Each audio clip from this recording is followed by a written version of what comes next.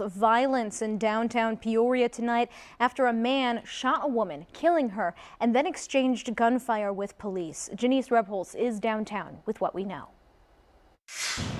Good evening. It happened just after 6:30 on Hamilton Boulevard in front of that hotel. That is in between Northeast Monroe and Northeast Madison in downtown Peoria. Outgoing Peoria Police Chief Eric Echeverria says it was a domestic dispute call between a man and a woman that they were responding to.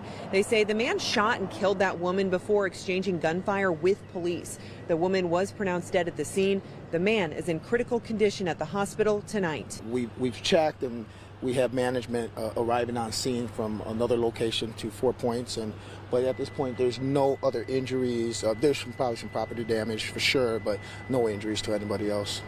A witness I spoke with said she watched it happen from her third-story apartment, claiming the man was chasing the woman before shooting her. Now, the officer was not hit and is unharmed. However, the hotel building was hit several times. Per protocol, Illinois State Police will take over this investigation. Reporting in downtown Peoria, I'm Janice Rebholz.